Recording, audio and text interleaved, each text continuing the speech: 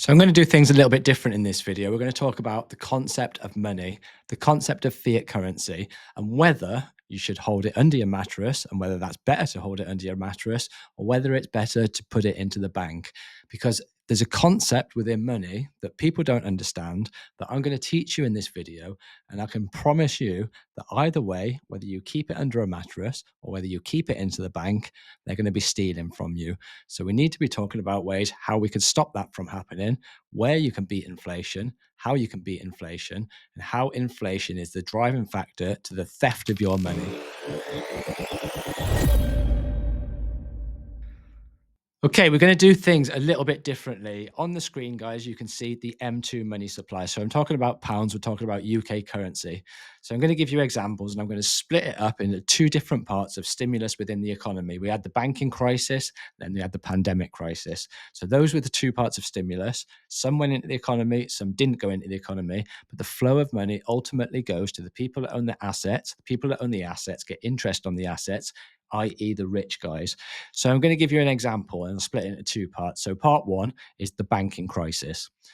So in the banking crisis, how much was printed? The Bank of England initiated quantitative easing in March 2009, and that was in response to the 2008 financial crisis. The total quantitative easing amount, i.e., that's how much went back into money printing, into not the economy this time, into the banking sector, was 445 billion. So where did the money go? It went to stabilizing the banking system and stimulating the economy. And the method and the reasoning behind that was the Bank of England had to purchase government bonds and other financial assets from banks, injecting money into the financial system.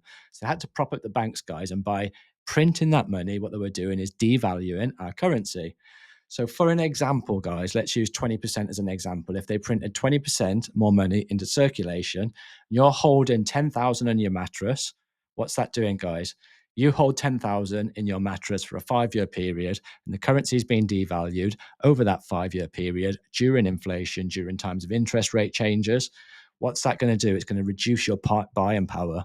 So you're still going to have the 10,000 under your mattress, but in 5 years' time, you're only going to be able to buy 80% worth of stuff. So that 20% has been stolen from you, even though that 10,000 is still under your mattress. Now let's put it in a bank. Is a bank more secure? Because there's one difference between a mattress and a bank. The difference between a mattress and a bank is you get an interest rate on your bank. Now, we've gone through times of low interest rates and we've gone through times of not being able to generate much interest on our capital that's in a bank. Interest rates went to 0, 0.1, 0.2, 0.3. So during times of hardship, when the interest rate's low, you're holding money in a bank, i.e., they're controlling your money. When you deposit in a bank, guys, it's not just there in a fund and it's your money. They're using your money to generate more capital for themselves. Sometimes they do it responsibly. Sometimes they do it irresponsibly. When it got to the point of 2008, they were backed up with bad loans. They were backed up and they couldn't get out of a crash that they'd caused themselves through irresponsibleness. So who had to prop them up, guys? We had to prop them up. Who had to pay for that? We had to pay for that. They had to stimulate the economy. And you can see by the M2 money supply here, this is the supply of money going into the economy. So although the Bank of England stimulated 445 billion, you can see we had this flattening off here during this period.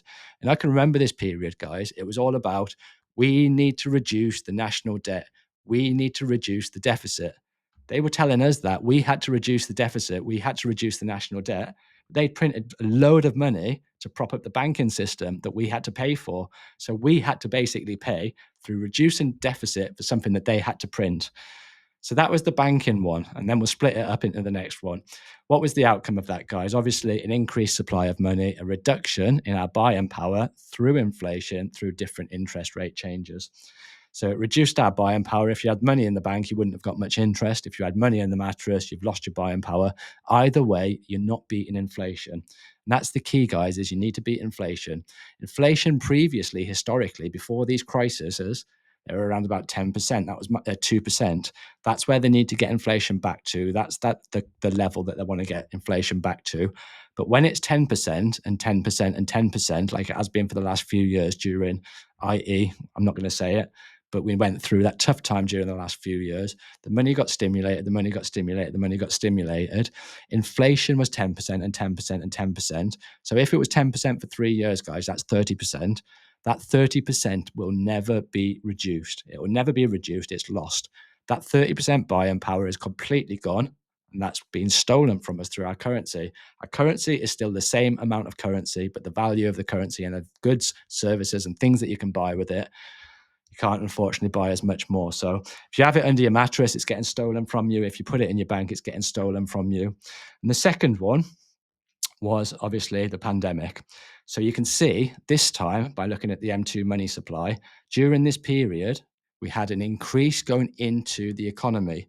So this time it never went into the financial sector. This time it went into the economy. So that's a good thing, right? That it's gone into the economy, or is it a bad thing that it's gone into the economy? Because where does it end up, guys? Who's owning the assets? The money's going into the economy. The economy are people that own homes. People that own homes, they've got mortgages on the homes. They pay interest rates. Who owns the interest rates, or where does the interest rates go to? The people that own the assets. The people that own the assets are the rich. And it spirals and spirals and spirals. As long as the middle class have got interest rates that they have to pay, or they've got anything that have to pay interest on any of their assets, then that asset is, or that interest is going to the rich, the people that own the assets. So it's a bit of a spiral, guys. And during this point, the rich got even richer because the flow of money went into the economy and out of the economy and into the hands of the rich. So if you actually look at how much capital during the pandemic crisis until now that the rich have generated, it is an extraordinary additional amount of wealth, unfortunately. So that's why the flow of money, guys, it goes into the economy sometimes, it goes into the banking sector sometimes. Sometimes it'll come through us, but ultimately it'll go out of our hands and back into the people that own the assets. Right, okay, so what would that have been worth, guys? So first and foremost, what would the amount of money that was printed during the economic crisis, if every single adult in the UK ended up with an equal amount of that money?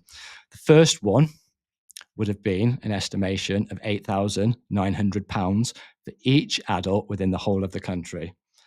So that's the amount that should have happened. That's the amount that the adult should have got. If everything was fair, your money stayed the same spending power, you had the same buying power, you would have needed an extra 8,900 of that 445 billion that was printed.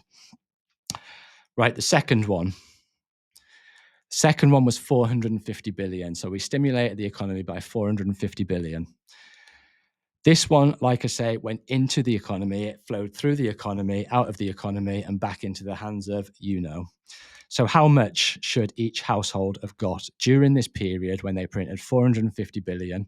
They should have got £8,550 per adult within the UK. So nobody got £8,550 each during that session of money printing during the pandemic. So can you see, guys, you've got the same amount of capital, you've got the same amount of money, but during inflation and during interest rates, that's the way that they take the money back from you. So they devalue your currency. So everything costs more. And when everything costs more, that means that the amount of money that you've got, you can't buy as much with it. So should you hold your money in a mattress? Should you hold your money in a bank? Unfortunately, guys, either way, you're going to lose unless you can find a way to beat inflation. Now, how can you beat inflation, guys? There's lots of ways that you can beat inflation. You need to look at what inflation was during the last few years, average that out. Then you need to look at safe assets as to where you can put your capital that's going to beat inflation. Could it be the NASDAQ? Could it be the S&P? Could it be Bitcoin, guys, as a hedge? I'm not going to tell you that. This one is about the flow of money and what happened with the M2 money supply during those two stimuluses into the economy. So if you did find this useful, guys, subscribe to my channel. Thank you very much for all your support. Take care of yourselves and goodbye from me.